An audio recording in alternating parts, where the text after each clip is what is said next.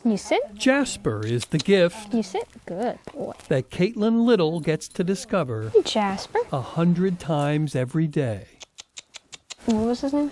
Jasper. He is a service dog, or at least Come here. will be. We need some help getting him trained to help take care of Caitlin. And although they've had him since Christmas, Can you sit? Good boy. he's new almost every time Caitlin sees him Can you sit? because her memory lasts. Good boy. Still 60 seconds, sometimes shorter.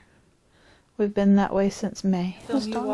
She thought that Jasper belonged to me and my photographer. This is your dog. It did not come with Bob. Sorry. Their dog.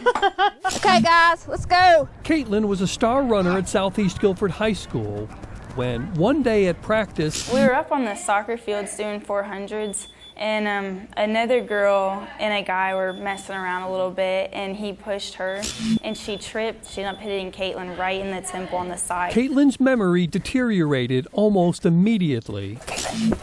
So her father, Chris, has to let her know what day it is each time he wakes her up because for nearly 2.5 years now, her memory resets overnight and she's woken up with no memory of the day before, so she thinks every morning is the day after her accident, Friday, October 13th, 2017. I'm not sure how I got here, but I know that I am here. Which is hard to accept, but there's nothing I can do about it. The fact that there's nothing they can do about it isn't for a lack of trying. This is not a typical case. They've seen specialists of every kind all over the country, We're going to put you back in. and nobody has anything close to an answer, which is why Chris Little has something of a blue-collar PhD in Caitlin's issues from trying to find answers on his own. I sleep with my laptop beside me or on my chest, and if I wake up at 12 at night or 1 in the morning or 2 in the morning, I research.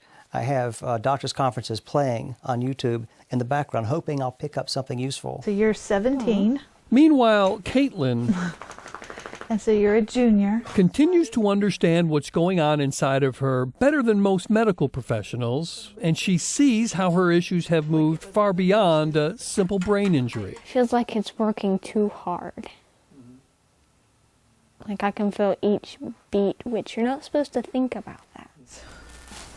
Ah, was that your phone, your watch? Because the clock is ticking on the hope of getting Caitlin back to normal, they've done things like go on the Dr. Oz show. The only reason we agreed to do that, we didn't want any publicity, but was to cast a wider net. The latest was this article in People magazine, and that wider net might have finally caught something. The day the article came out, a doctor from California called me and said, hey, you don't know me, but I saw the article. And then I went online to the Buckley Report and listened to those and saw her symptoms. And one thing that I noticed is that when I list Caitlin's symptoms and then I list those patients of mine, it's the same list.